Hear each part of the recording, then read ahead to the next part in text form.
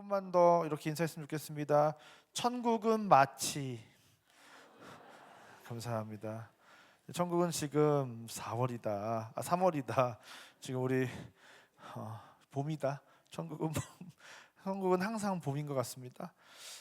그래서 우리 한번 계속해서 우리 이제 예루살렘으로 돌아가자는 이 다니엘서의 말씀을 가지고 우리 하고 있는데요. 하나님을 배신했던 이스라엘 백성들이 하나님의 진노하심과 심판을 받아 바벨론에서 70년간의 포로 생활을 했어야 됐습니다.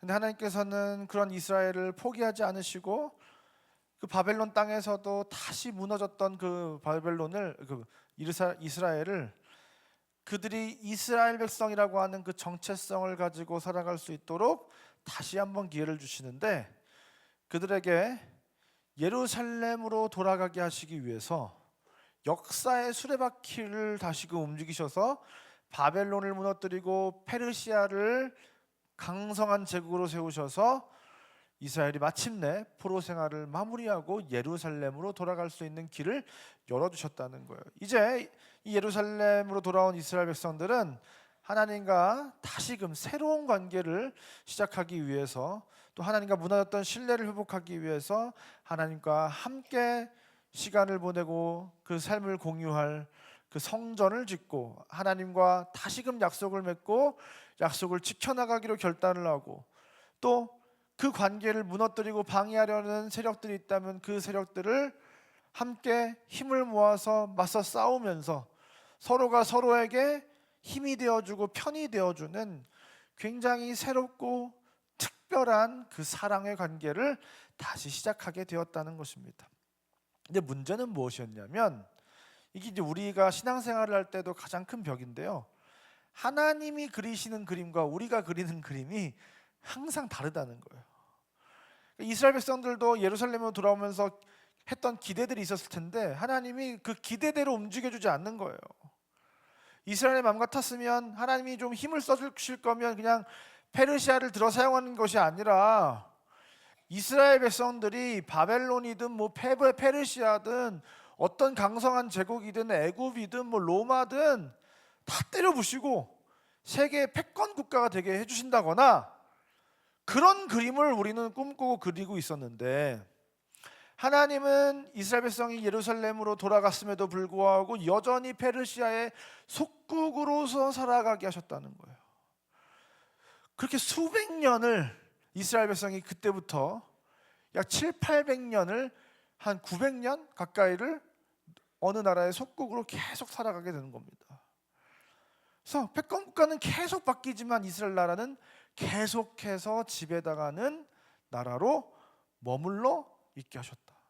다윗과 솔로몬의 그 영광은 온데가 되어 없고 하나님의 백성이라고 하기에는 너무나도 굴욕적인 그런 상황 속에 이스라엘 백성들이 놓여야 했던 것이죠. 근데 오늘날의 교회와 성도들도 마찬가지입니다.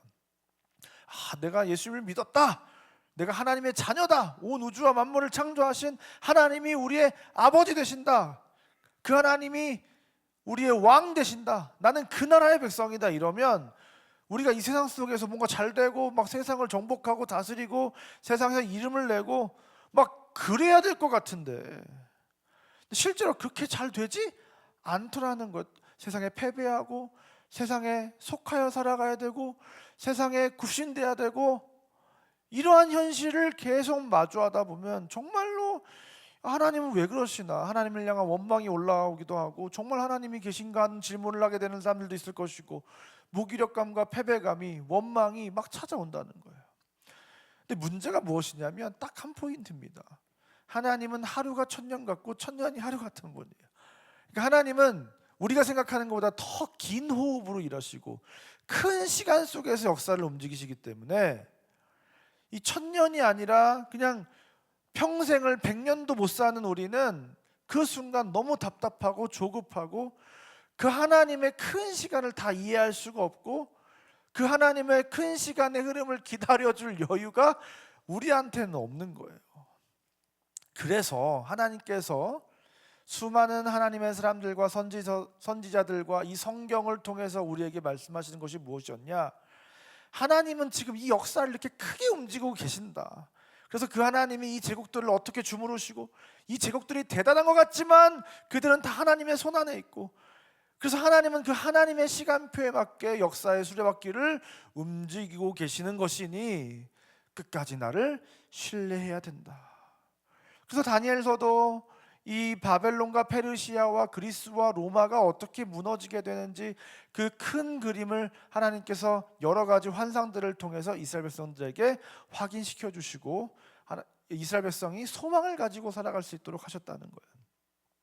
그래서 이제 이 다니엘서 2장 금신상이 상징했던 이 머리는 바벨론, 가슴은 은으로 돼서 페르시아, 배와 허벅지는 동으로 돼서 그리스, 종아리와 발의 쇠는 로마를 상징하는데, 갑자기 어떤 돌이 그 발을 딱 치더니 신상이 무너지고 가루가 되고 먼지가 돼서 완전히 소멸됐다. 그래서 마지막에 그 쇠를, 발 부분인 쇠를 치는 거잖아요. 그래서 이 로마를 쳐서 그 제국의 시대를 끝내시는데, 그 결과는 또 어땠습니까? 22장 다니엘서 2장 44절에 여러 왕들의 시대에 하늘의 하나님이 한 나라를 세우시리니 이것은 영원히 망하지도 아니할 것이요 그 국권이 다른 백성에게로 돌아가지도 아니할 것이요 도리어 이 모든 나라를 쳐서 멸망시키고 영원히 설 것이라. 그럼 이제 하나님께서 이제 새로운 한 나라를 세우시는데, 그 나라는 영원히 망하지도 않고 국권을 빼앗기지도 않고 모든 나라를 쳐서 멸망시킨 후에 영원히 굳건하게 서게 될 것이다. 그래서 성경의 예언대로 어떤 일들이 벌어진 겁니까? 바벨론 포로 이후 수백 년 동안 지배를 받아들면서 살아왔던 이스라엘 백성이 로마를 무너뜨리는데, 어떻게 무너뜨렸냐? 우리가 생각하는 것처럼 우리가 로마를 식민 압제를 막 풀어내고 막 싸워가지고 이겨서 하는 게 아니라, 이스라엘 백성이 수백 년 동안 로마의 지배를 받으면서 사랑으로, 신앙으로 로마를 무너뜨리더라는 거예요. 진짜 말도 안 되는 희생과 섬김으로 로마를 집어삼켰다는 거예요. 그래서 이 황제를 숭배하던 로마를 하나님을 섬기는 나라로 만들면서 그들이 섬기는 신을 바꿔버리면서 로마를 지배해버렸다는 거예요. 여러분, 아무리 기독교가 지금 오늘날 이 세상 속에서 약화되었다고 하지만 여전히 기독교는 전 세계에서 가장 큰 영향력을 미치고 있습니다. 그 로마를 정복한 이후에 기독교는 한 번도 쇠퇴한 적이 없습니다. 한국 기독교가 무너진다고요? 미국 기독교가 무너진다고요? 영국 기독교가 무너진다고요? 지금 남아메리카와 아시아와 아프리카에서는 우리가 상상할 수 없는 복음의 역사가 나타나고 있습니다. 하나님의 나라는 하나님의 약속대로, 예언하신 말씀대로 지금도 가장 큰 영향력을 끼치는 가장 굳건한 나라로 존재하고 있고, 그 나라는 영원히 지속될 줄 믿습니다. 그러니까 이제 우리의 생각은 이스라엘이 강해져서 힘으로 세상을 제패하고 세계 패권 국가가 되는 차원으로 이해하기 쉽다는 거죠, 사람들은. 근데 하나님은 우리의 생각과 달랐다는 거예요. 힘이 아니라 힘으로 막 굴복시키고 무너뜨리고 하는 것이 아니라, 초대교회 성도들의 그 신앙과 그 엄청난 전염병 속에서도 목숨을 내어 던졌던, 자기의 전 재산을 사도들의 발 앞에 다 내어놓고 사람들에게, 어려운 사람들에게 나누어 주었던 그 세상은 감당하지 못할 사랑이, 그 진짜 복음이 세상을 변화시켰다는 겁니다. 여러분, 이스라엘 백성의 기대도 마찬가지였습니다. 수백 년을 지배를 당하면서 살다 보니까 이스라엘 백성들은 그들의 그 압제에서 구원해줄 메시아를, 로마의 압제를 끊어내줄 메시아를, 강력한 리더십을 원했다는 거예요. 근데 여러분, 그런 메시아는 어떤 메시아입니까? 대단한 가문에서 태어나가지고 대단한 집에서 막 이렇게 막 잘 배우면서 아주 대단한 기품과 아우라를 풍기면서 그렇게 태어난 존재가 바로 그런 메시아일 것 같잖아요. 근데 예수님은 어떻게 나오신 거예요? 마국간에서 그 말구유에서 태어나셔가지고 쫓기듯이 애굽으로 가서 이민을 갔다가 돌아와가지고 정말 아무것도 아닌 보잘것없는 신분으로 태어나서 예루살렘 그 수도에서 태어나신 것도 아니고 저 시골 갈릴리에서 자라나셔가지고 평생을 몫으로 이렇게 망치질하면서 그냥 그 정도 수준의, 그 이상도 그 이하도 아닌 아주 평범한 수준의, 어쩌면 평범함보다 조금 아래의 삶을 살아오셨던 분이 바로 예수님이라는 거예요. 그러니까 그 당시 종교 지도자들과 유대인들이 봤을 때 자기들이 기대했던 메시아의 모습과 지금 싱크로율이 일치를 해야 안 해요? 하나도 일치하지 않는 거예요. 예수님을 딱 봤을 때 초라하고 그냥 막노동하다 가지고 막 온몸이 막 이렇게 상처투성이에 막 굳은 살이 박혀져 있고 절대로 우리의 기대를 충족해 줄 수 없는 존재라는 것이 그냥 너무나도 분명하게 보였을 거예요. 그러니까 예수가 메시아라고 그 사실을 받아들일 수도 없고 절대로 그것을 믿을 수도 없고 그 사람이 무슨 말을 하든 어떤 행동을 하든 이런 사람이 우리의 메시아라는 것을 인정할 수가 없는 그런 존재가 예수님이었다 보니까 유대인들은 예수님을 보고 멸시하고 박대하고 인정하고 받아들일 수가 없었던 것입니다. 그런데 여러분, 성경은 뭐라고 얘기하고 있다고요? 이 놀라운 하나님의 나라를 다시 세우시는 그 돌, 그 신상을 다 무너뜨린, 그 제국을 무너뜨린 돌, 그 돌이 무엇입니까? 바로 예수님을 상징하는 거라고 했어요. 그래서 지난주 마태복음 21장을 통해서 보던 소장농인들의 비유를 통해서 그 예수님을 유대인들이 얼마나 멸시하고 천대하고 문전박대했는지, 예수님을 끝까지 인정하지 않고 결국에는 예수님을 죽음에 빠뜨리는 주역이 된 그 유대인들의 모습을 우리는 확인할 수 있었던 것입니다. 그래서 예수님은 그런 유대인들을 고발하시는 거예요. 그러면서 하시는 말씀이 무엇이었습니까? 그 건축자의 버린 돌이 모퉁이 돌이 돼서 그 나라를 세울 것이다. 너희가 지금 그 버려버린, 인정하지 않아서 무가치하다고 생각했던 그 돌이, 그 예수님이 너희가 그토록 기다린 구약의 그 메시아이고, 금신상을 무너뜨린 그 돌인 내가 새로운 하나님의 완전하고 영원한 나라를 세울 것이다. 여러분, 그것이 바로 지난주 우리가 함께 나눴던 말씀입니다. 이제 우리는 그렇다면 그 나라는 도대체 어떤 나라인가를 알려면 이 다니엘서와 마태복음이 어떻게 연결되는지를 앞으로 한두 차례 좀 더 살펴봐야 될 것 같아요. 어떻게 연결이 되느냐? 이 다니엘서를 70인역에서 다니엘서의 이름을 뭐라고 하냐면 다니엘이라고 부르는 게 아니라 미스테리온이라고 해서 비밀이다라고 다니엘서를 이름을, 제목을 붙입니다. 이 다니엘서의 이름은 이 비밀, 우주와 만물을 창조하시고 다스리시고 운행하시는 그 하나님이 이 우주를 어떻게 운행하시는지, 앞으로 장차 하나님께서 어떤 일들을 통해서 이 역사를 움직이시는지에 대한 그 하나님의 우주적 경륜의 비밀이 담겨진 책이 바로 이 다니엘서였다는 것이죠. 그래서 다니엘서는 쭉 읽다 보시면 처음에야 막 다니엘 새 친구 나오고 이러는데 계속 갈수록 뭔 소린가 싶은 말들만 계속 나오는 거예요. 그래서 이 비밀이라는 것은 누군가가 쉽게 알 수 없는 알쏭달쏭한 이야기들을 담고 있는 것이죠. 그래서 다니엘서에서 금신상을 무너뜨리는 꿈이 있었습니다. 근데 이 꿈은 어떻게 되는 거야? 앞으로 나타나게 4개의 큰 제국에 관한 비밀들, 그리고 그 속에서 하나님의 역사하셔서 한 돌을 세우셔서 그 나라를 무너뜨리시고 새로운 나라를 세우신 하나님의 큰 그림이 이 금신상 꿈 안에 담겨져 있었던 것처럼 마태복음도 굉장히 하나님 나라의 비밀을 담고 있는 책이라는 거예요. 특별히 오늘 우리가 읽은 마태복음 13장은 마태복음의 정중앙에 있는 부분입니다. 구조 분석을 하면 너무 시간이 오래 걸려서 오늘 넘어가겠고요. 여러분, 유대 문학 구조를 제가 계속해서 이제 A- 뭐 이렇게 하잖아요. 유대 문학 구조는 딱 가장 핵심적인 내용이 딱 중간에 들어가는 거예요.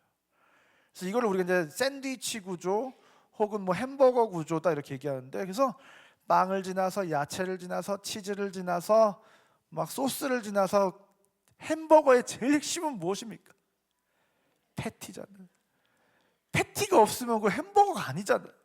버거지, 햄버거. 그래서 패티가 들어가야 되니까 패티를 이렇게 딱 주위로 둘러싸고 있고 가운데는 딱 패티가 있는 거예요.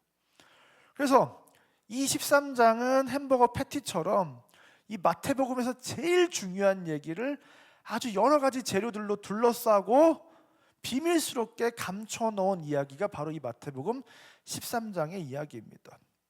근데 이 마태복음 13장에 천국 비유가 7개 등장하는데요. 결국 하나님께서 그 돌이신 예수님을 통해서 제국을 무너뜨리시고 새롭게 세우시는 그 나라는 어떤 나라인가에 대해서 이 천국 비유 7가지는 우리에게 너무나도 정확하게 그 나라에 대해서 알려주고 있는 것입니다. 근데 이때 예수님께서 그 천국에 대해서 말씀하실 때 비유로 말씀하시더라는 거예요. 그래서 바닷가에 무리가 엄청난 많은 무리가 모였습니다. 근데 예수님께서 말씀하기 시작하는데 그 천국에 대해서 갑자기 막 비밀스러운 이야기들을 비유로 막 말씀하시는 거예요. 그러면서 우리가 가장 잘 아는 천국 비유 중에 하나인 씨 뿌리는 비유가 등장을 합니다. 그렇게 예수님께서 말씀을 다 마치신 이후에 제자들이 집회가 끝나고 물어봅니다. 그 마태복음 13장 10절 말씀입니다. 다 같이 읽겠습니다. 시작.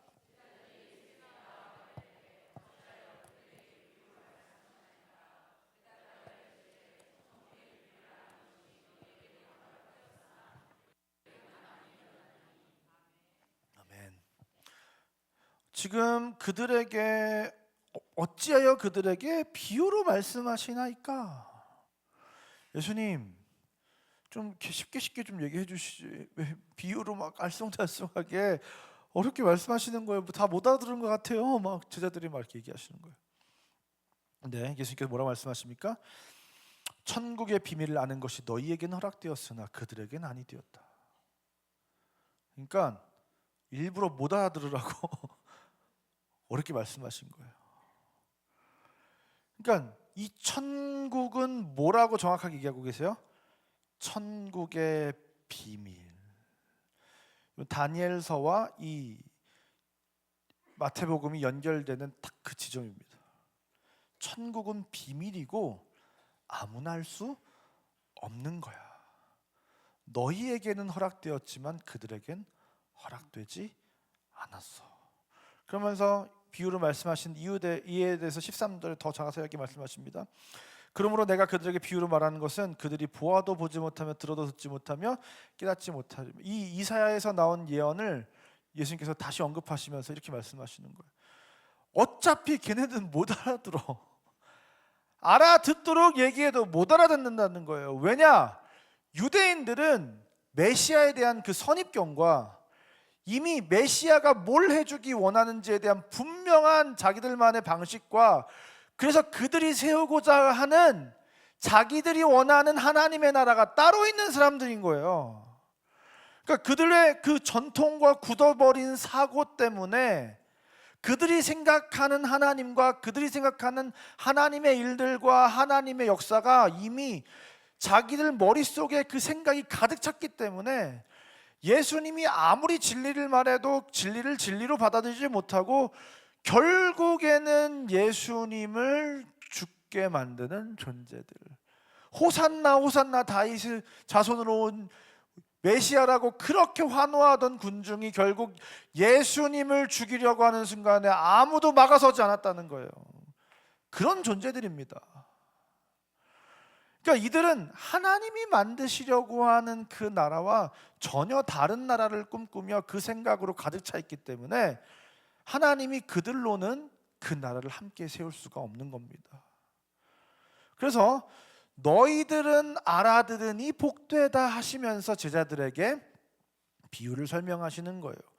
그래서 이 천국 비유는 비밀이고 꽁꽁 싸매 놓은 것이고 알 사람만 알면 되는 내용이라는 것입니다. 근데 우리는 지금까지 예수님이 비유로 말씀하셨다 그러면 저도 기독교 교육학을 배울 때 예수님이 비유로 말씀하셨다는 건 예수님이 사람들에게 더 잘 이해하게 하기 위해서 우리에게 가르쳐 주신 거다, 사용하신 방법이다 이렇게 배웠는데 사실 이 부분에서만큼은 예수님께서 비유로 말씀하신 것이 더 쉽게 알아듣게 하기 위해서 비유로 말씀하신 게 아니라 비유로 말씀하셔서 더 못 알아듣게 만들려고 말씀하신 거예요. 하지만 이것을 깨닫고 그것이 들리는 사람에게는 그 비유가 너무나도 더 명확하고 분명하게 이해되고 가슴속에 또 머리에 새겨지게 되는 것이죠. 그렇다면 누구한테는 비밀이고 누구한테는 안 비밀인가? 이게 정말 중요한 거잖아요. 여러분, 천국은 지금 몇 월이라고 했습니까? 천국은 마치 3월이다. 이 얘기를 제가 우리 교회 중학교 1학년 여자애들이 저한테 갑자기 목사님 천국은 몇 월인지 아세요? 그러더라고요. 천국은 글쎄 했는데 천국은 마치 이러더라고요. 이건 중학교 1학년 여자애들에게 천국에 관한 큰 비밀을 하나 배웠습니다. 천국은 항상 3월이구나.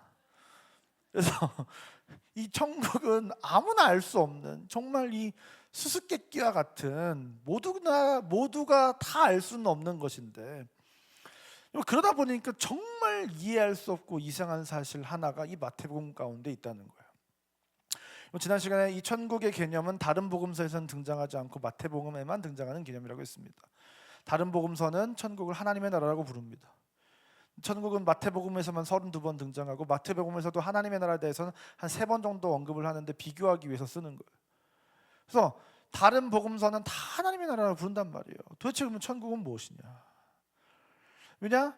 유대인들은 하나님의 이름을 망령되이 일컫는 걸 싫어하기 때문에 하나님의 이름을 필사하다가도 하나님 이름 쓰고 나면 샤워하고 나와서 다시 성경 필사를 했어요. 그 정도로 하나님의 이름을 내가 쓰거나 말하거나 이런 걸 굉장히 꺼려했단 말이에요. 근데 이 마태복음은 우리가 편지를 쓸 때 누구한테 보내고 하잖아요. 예를 들어서 사도 바울도 에베소 교회에게 이렇게 보내듯이 이 마태복음은 유대인들을 위해서 쓰여진 책이거든요. 그러니까 이 저자가 의도적으로 하나님이라는 이름을 잘 쓰지 않고 이 천국이라는 이름을 더 많이 쓴 것이다라고 우리는 충분히 이해할 수 있는 대목이에요. 그러니까 어찌됐건 간에 이 마태복음은 의도적으로 유대인들에게 쓰여진 책입니다. 그래서 유대인 보라고 쓴 책이기 때문에 이 마태복음에는 유대 공용어였던 아람어를 번역하지 않고 그냥 써요. 그리고 예수님의 예루살렘 사역 중심으로 쓰여집니다. 그리고 굉장히 여러 요소들이 유대적인 사고가 아주 가득 담긴 책으로 쓰여졌습니다. 그런데 정말 이상한 게 있다는 거예요. 유대인 보라고 쓴 책이고 유대어로 쓰여져 있고 유대인의 사고 구조로 쓰여져 있는 책인데 독자가 유대인인데 반유대적 정서가 가장 강력하게 담긴 복음서가 바로 이 마태복음이라는 거예요. 예수님께서 유대 종교 지도자들을 비판하시는데 뭐라고 비판하셨어요?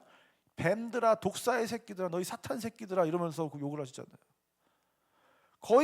거의가 아니라 사실상 대한민국에 살 수 있는 가장 센 욕을 종교 지도자들한테 예수님께서 상스럽게 욕을 퍼부으셨다니까요. 예수님을 죽이는데 앞장서는 그 유대인들, 계속해서 마태복음은 진행될수록 그 유대인들을 나쁜 존재들이고 하나님의 나라를 대적하는 존재들이고 그 예수 그리스도를 죽음에 이르게 하는 그 예수 그리스도의 사역을 방해하는 자들인 사실을 마태복음이 가장 강조해서 표현을 해요. 그리고 지난주 포도원 소장농의 비유, 이제 유대인들의 나라마저도 다 무너뜨리시고 이제 유대 중심의 하나님의 나라는 끝이 났고 이제 하나님께서 영적인 이스라엘을 통해서 하나님의 나라를 세우셔 가실 것이다. 이러한 선포가 세 차례 강력한 비유를 통해서 등장을 합니다. 그래서 이제 이어서 나오는 이 혼인잔치의 비유를 보면 왕이 자기 아들의 혼인잔치에 사람들을 초대했는데 유대인들이 이런저런 이유로 핑계를 대면서 혼인잔치에 안 온다고 합니다. 그러니까 마지막에는 그 종들을 또 잡아 죽입니다. 그래서 왕이 어떻게 합니까? 군대를 데려다가 그들을 진멸하고 불살라 버렸다는 거예요. 그리고 나서는 어떻게 얘기하는 거예요? 길에 나가서 아무나 다 초청해서 데려오라는 거예요. 이게 하나님께서 이제 유대인들에게 그 촛대를 옮기시고 메시아를 멸시하고 받아들이지 않는 유대인에게 촛대를 옮기시고 이제 예수를 받아들이는 자들에게만 그 하나님 나라로 초청하시겠다는 말씀을 지금 너무나도 정확하게 우리에게 비유로 말씀하신 겁니다. 그러니까 중요한 거는 이제 유대인이라고 해서 그냥 자동적으로 구원받고 천국 백성이 되는 게 이제 아니라는 거예요. 여러분 잘 보세요. 여기서 중요한 건 뭐냐? 이 마태복음은 유대인에게 쓰여진 책이지만 모든 유대인에게 복음을, 천국 복음을 허락하지는 않는다는 것을 우리에게 가르쳐 준 겁니다. 하지만 유대인에게도 이 복음이 제시되었다는 것은 모든 유대인에게 복음이 막힌 건 아니라는 거예요. 촛대가 옮겨졌다고 해도 유대인들도 예수 그리스도를 영접하면 하나님의 자녀가 된다는 겁니다. 다시 말해서 이제 이 천국은 단순히 유대인들만의 나라도 아니고 유대인들을 완전히 배제한 다른 이방인들로만 구성되는 나라도 아니고 그 천국 백성이 되는 분명한 기준이 있는데 그 기준점을 이 천국 비유가 우리에게 지금 가르쳐주고 있는 거예요. 그게 뭐냐면 이 천국 복음은 말 그대로 비밀이라는 거예요. 그래서 이 비밀, 이 수수께끼를 풀어서 정답을 맞추고 깨닫는 자가 하나님 나라의 백성이 된다는 거예요. 그래서 다니엘서 맨 마지막 12장에서 어떻게 말했던 거예요? 지혜 있는 자는 깨달으리라. 지혜 있는 자는 깨닫게 되고 깨달은 자는 다른 삶을 살게 되고 그래서 생명책에 기록된다는 내용이 다니엘서 11장 12장에 등장하는 내용이에요. 여러분 결국 그 예언이 지금 마태복음에서 연결이 되는 겁니다. 13장에서. 그래서 이 마태복음이 이 13장의 여러 천국 비유를 계속해서 7가지 정도를 하는데 처음으로 시작한 비유가 뭐냐? 바로 우리가 너무 잘 아는 씨 뿌리는 비유인 거예요. 씨 뿌리는 비유 마태복음 13장 19절 말씀 다 같이 읽겠습니다. 시작.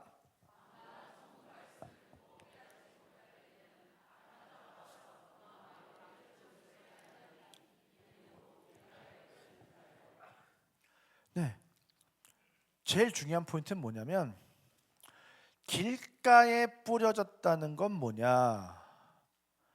깨닫지 못한 것이다. 이게 핵심입니다. 반대로 그럼 어떻게 뿌려진 씨앗들이 있다는 거예요?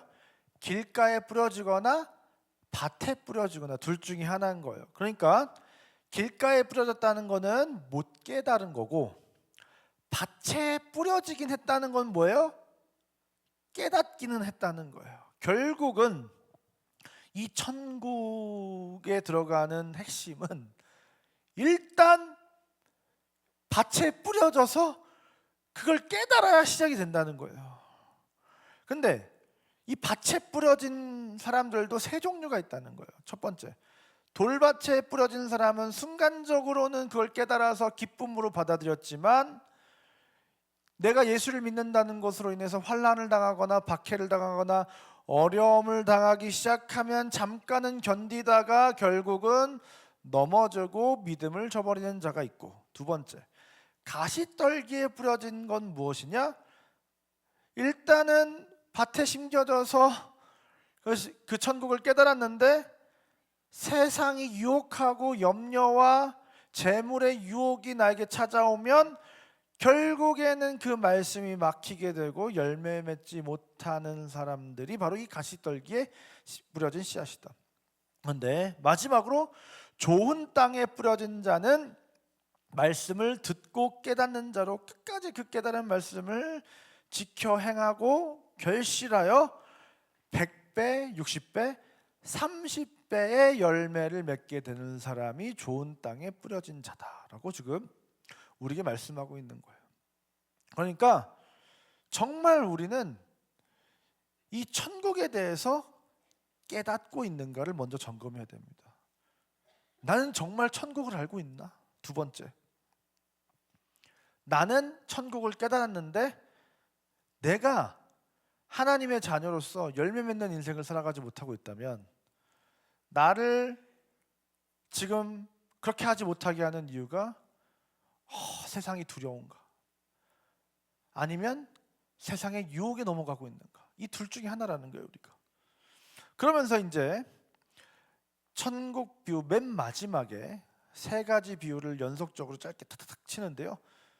그 비유가 바로 우리가 너무나도 잘 아는 밭에 감추인 보화. 마태복음 13장 44절에 천국은 마치 밭에 감추인 보화와 같으니 사람이 이를 발견한 후 숨겨두고 기뻐하며 돌아가서 자기 소유를 다 팔아 그 밭을 사느니라. 너무 귀한 말씀이잖아요. 근데 이 말씀 오늘 설교 끝나고 가서 천국은 마치 3월 이것만 기억하시면 안 됩니다. 그래서 천국은 마치 뭐다? 3월이 아니라 밭에 감추인 보화와 같다. 이게 중요한 겁니다. 그러니까 이 마태복음 13장의 피날레, 그 천국은 마치 3종 세트가 있거든요. 그 중에 딱 처음으로 시작하는 이 13장 44절의 본문은 우리에게 뭐가 말씀하고 있냐? 천국은 마치 밭에 감추인 보화도 같다는 거예요. 그래서 그걸 발견한 사람은 기쁨으로 돌아와서 자기 소유를 다 팔아서라도 그 밭을 살 것이다. 그것이 천국 백성이 된다는 것이다. 깨달아지긴 하나요? 그러니까 초대교회 성도들은 자기 집을 다 팔아서 가난한 자들에게 나눠준 겁니다. 그 천국을 믿고 있냐는 거예요. 우리가 굉장히 숙연해 주셨어요. 우리 집 다 팔아, 그 힘들게 모은 돈으로 산 집 다 팔아가지고 가난한 자들에게 나눠줄 수 있습니까? 여러분, 초대교회가 강력했던 이유는 복음이 복음 같았기 때문이에요. 오늘날의 교회가 교회답지 못한 거는 우리가 복음을 복음으로 인식하고 그저 내 삶을 영위해주고 안위해주고 나를 도와주는 램프의 진이처럼 복음을 사용하기 때문에 오늘날의 교회가 능력이 없는 겁니다. 너무 단순한 부분 문제예요. 여러분, 정말 우리는 천국을 깨달았습니까? 정말 우리가 살아가고 있는 이 삶은 천국 백성은 이렇게 사는 거야라고 말할 만한 인생을 지금 우리가 살아가고 있습니까? 우리는 청약에 올인이 아니라 천국에 올인할 수 있는 인생입니까? 청약에 영끌하는 것이 아니라 우리가 먼 훗날 올라가게 될 그 하늘나라의 내 집을 위해서 천국에 영끌하는 인생을 살아가고 갈 수 있습니까? 여러분, 그게 하나님 나라의 백성의 삶이다. 그것이 저와 여러분의 인생이 되어야 될 줄 믿습니다. 여러분, 이 세상엔 지금도 내 집이 아니라 천국의 집을 사는 사람들이 있습니다. 어떤 한 중국에 있는 청년이 미국으로 유학을 떠났습니다. 미국에서 엄청나게 공부를 잘해가지고 미국 정부에서 큰 직책을 주겠다고 했습니다. 근데 그 청년이 그 제안을 거절하고 신학교에 가서 목사 안수를 받았어요. 그래서 감리교였는지 그 감독이 그에게 묻습니다. 어떻게 그렇게 좋은 자리를 거절하고 목사 안수를 받고 목사가 될 수 있느냐? 그러자 그 중국의 청년이 이렇게 얘기했습니다. 저는 의화단 사건이 있었을 때 중국 내륙 지방에 살고 있었습니다. 이 의화단 사건이 무엇이냐면 그냥 중국에서 옛날에 한 1900년대 초반에 쇄국 정책 우리나라처럼 펼쳐가지고 외세를 척결하고 교회와 선교사님들 외국인들을 다 잡아 죽이던 그 시대가 있었어요. 청나라 정부가 그 예수 믿는 사람들을 엄청 핍박했습니다. 그때. 근데 그 동네에 우상을 섬기는 절간이 있었대요. 근데 하루는 수많은 크리스천들이 군인들한테 끌려가가지고 그 절간으로 모였습니다. 군인들이 그리스도인들을 위협하면서 우상에게 절을 하라고 시켰습니다. 그리고 절을 하면 살려주고 절을 안 하면 죽는다 이렇게 했다는 거예요. 그래서 크리스천들을 한 줄로 쭉 세우고 우상 앞을 지나가는데 절을 하게 했어요. 근데 그때 그 자리에 끌려 나왔던 163명의 신자들 중 한 명도 고개를 숙이거나 우상의 앞을 우상에게 절을 하거나 한 자가 없었다는 겁니다. 모두 다 우상을 그냥 지나쳐서 날카로운 칼을 휘두르는 군인 앞에서 목이 땅에 떨어져 구르는 것을, 그 163개의 목이 떨어져 나가는 것을 그 중국 청년이 목격했다는 거예요. 그러면서 이렇게 대답합니다. 나는 그것을 보았습니다. 절 한 번만 해도 살 수 있는데 그 163명의 크리스천은 모두 신앙을 지키며 순교의 길을 택하였습니다. 나의 아버지도 그 163명 중에 한 사람이었습니다. 비록 내가 굉장히 어렸을 때이지만 그 사건은 나의 일생을 새롭게 하고 나는 어떻게 살아야 하는가에 대한 질문을, 그 답을 알려준 계기가 되었습니다.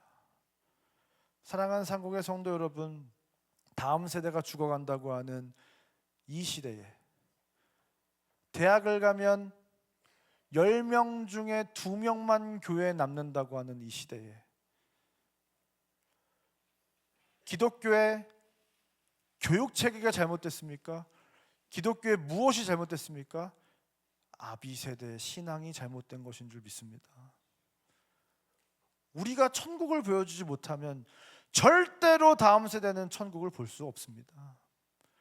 우리가 천국을 보배롭고 가치 있게 생각하고 그 가치 있다는 그만큼 우리가 살아내지 못하면 절대로 이 땅의 다음 세대들은 천국을 가치 있게 여기지 못할 것입니다. 여러분, 사랑하는 상국의 성도 여러분, 여러분은 천국의 백성이십니까? 여러분은 정말 그 천국의 비밀을 깨달으셨습니까? 좀 더 구체적으로 말해볼까요? 그래서 그 깨달은 기쁨이 여러분 안에 충만하십니까? 그래서 그 천국 백성이 된 기쁨이 너무 커서 그 세상의 그 무엇과도 비교할 수 없는 그 충만한 기쁨, 완전한 기쁨이 여러분의 인생 가운데 찾아오셨습니까? 그래서 그 기쁨이 안 되는 것들은 다 팔아서라도 나에게 더 큰 기쁨을, 완전한 기쁨을 주는 것으로 엿바꿔 먹을 수 있으십니까? 여러분, 정말 우리가 깨달은 것이 맞습니까? 오늘 시간 우리가 진짜 천국 백성이 되기를 진심으로 소망합니다. 우리가 그 천국의 비밀을 진짜 깨달은 자 되시기를 주님의 이름으로 축원드립니다. 우리가 이 시간 그 천국을 소유하게 된 그 충만한 기쁨이 우리 삶에 부어지기를, 충만하게 부어지기를 주님의 이름으로 축원드립니다. 그래서 이 땅의 삶이 아니라 하늘의 보화를 쌓고 영원한 삶을 꿈꾸며 나의 모든 인생을 다해 하나님의 나라를 세워가는 진짜 천국 백성으로 살아가는 저 여러분의 인생 되시기를, 그래서 그 삶을 통해서 산국의 다음 세대가, 대한민국의 다음 세대가, 이 아비 세대들이 천국을 소망하며 살아가는 것을 보고 천국을 발견하게 되는 이 대한민국이 되기를 주님의 이름으로 축원드립니다. 오늘 시간 다 같이 자리에서 기쁘게 찬양했으면 좋겠는데요.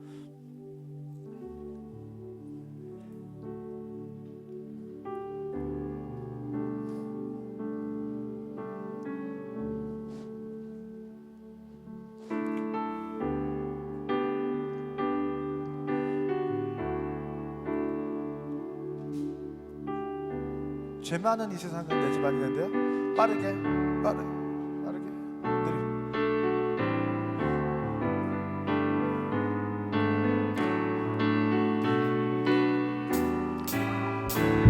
죄 많은 이 세상은 내 집 아니네. 내 모든 보화는 저 하늘에 있네. 저 천국 문을 열고 나를 부르네. 세상에 정릴 수 없도다. 오 주님 같은 친구 없도다. 천국 없으면 난 어떻게 하나. 저 천국 문을 열고 나를 부르네. 이 세상에 정릴 수 없도다. 오 천국에서 모두 날 기다리네. 주 예수 피로 죄 씻음 받았네. 나 미움각하나 주님 날 지키리. 나는 이 세상에 정들 수. 오 주님 같은 친구 없도다. 저 천국 없으면 난 어떻게 하나. 저 천국 문을 열고 나를 부르.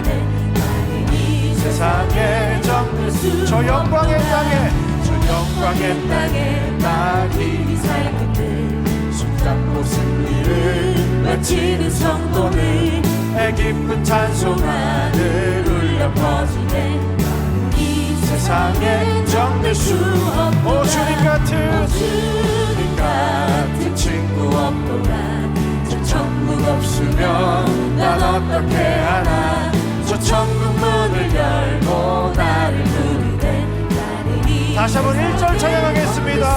죄 많은 이 세상은 죄 많은 이 세상은 내 집안이네 내 모든 보안은 저 하늘에 있네 저 천국 문을 열고 나를 부르네 나는 이 세상에 정들 수 오 주님 같은 오 주님 같은 친구 없소다 저 천국 없으면 난 어떻게 하나 저 천국 문을 열고 나를 부르네 나는 이 마지막으로 3절 찬양하겠습니다.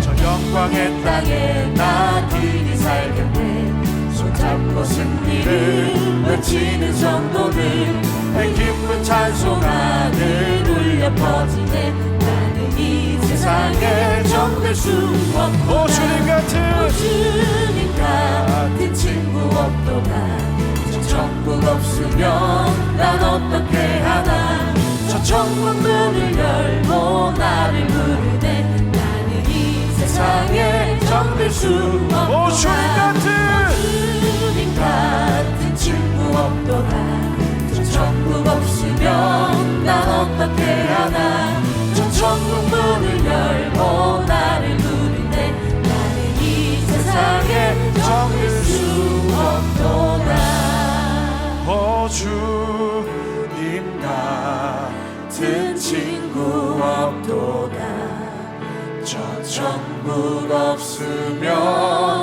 난 어떻게 하나 저 천국 문을 열고 나를 부르네 나는 이 세상에 정들 수 나는 이 세상에 나는 이 세상에 정들 수 없도다 주님 그 나라에 이를 때까지 순례의 걸음 멈추지 않으며 어떤 시련이 와도 나 두렵지 않네 주와 함께 걷는 이유 다시 한번 우리 두 손을 높이 들고 고백합시다. 주님 그 나라에 그 나라에 이를 때까지 순례의 걸음 멈추지 않으며 어떤 시련이 와도 어떤 시련이 와도 나 두렵지 않네 주와 함께 걷는 이 길에 여러분 저와 여러분은 이 땅에 나그네로 잠시 머물다 가는 인생인 줄 믿습니다. 우리 인생은 그 영원한 천국에서 완전한 행복과 기쁨과 그 금은보화로 둘러싸인 그 천국의 그 영광을 저와 여러분의 인생이 마침내 누리게 될 줄 믿습니다. 오늘 이 시간 기도할 때 주님 내가 천국 백성이 되기 원합니다. 나그네로 왔다가 이 땅에 주저앉아 이 땅에 정착하며 살아가는 인생이 아니라 이 땅에 뿌리를 내린 인생이 아니라 그 하늘에 우리의 집을 짓는 우리 인생 되기 원합니다. 그 천국이 얼마나 기쁨이 충만한지 내가 그것을 깨달아 알기 원합니다. 그것이 너무 기뻐서 우리의 모든 인생을 그것을 위해 다 내어놓아도 아깝지 않은 그 천국을 발견한 인생 되게 해달라고 그렇게 천국 백성으로 살게 해달라고 시간과 같이 주님의 이름 부르고 간절히 나아가겠습니다. 주여 하나님 감사합니다. 우리 인생을 너무 사랑하셔서 우리 그것을 불러봐 주시고 우리의 인생으로 하여금 그 하나님의 놀라운 그 천국의 백성이 되게 하셔서 하나님 그 천국을 깨닫는 자 되게 하셔서 천국이 얼마나 놀라운지 천국 안에 있는 그 기쁨은 무엇인지 기쁨으로 충만해진 인생 되게 하셔서 하나님 영권에서 이 세상에 평안을 구하는 인생이 아니라 정말로 그 하나님의 나라를 세워가는 정말로 그 하나님의 나라를 위해서 살아가는 하나님 그 하늘의 보물을 쌓는 그 놀라운 인생으로 우리를 살아가게 하시니 감사합니다. 우리 모두가 그렇게 천국을 소유한 진짜 천국을 아는 그런 자들로 살아가는 우리가 되게 해주시옵소서. 나라에 이를 때까지 순례의 걸음 멈추지 않으며 어떤 시련이 와도 난 두렵지 않네. 주와 함께 걷는 이 길에 오늘 시간 그 천국 복음을 깨달아 아는 자들이 되셔서 기쁨이 충만하여 집으로 돌아가 여러분의 인생에 내가 하나님께로부터 받은 모든 것들을 하나님의 나라를 위해서 쏟아붓게 되시는 그 기쁨이 가득한 인생 여러분의 인생 되시기를 주님으로 축원드립니다. 시간 자리에 앉으실 때 이렇게 고백했으면 좋겠습니다. 나는 깨달았습니다. 나는 깨달았습니다. 네. 나는 기쁨이 충만합니다. 나는 기쁨이 네, 충만합니다. 감사합니다. 네. 오늘 이 시간 준비한 예물을 하나님께 봉헌하는 시간 갖도록 하겠습니다.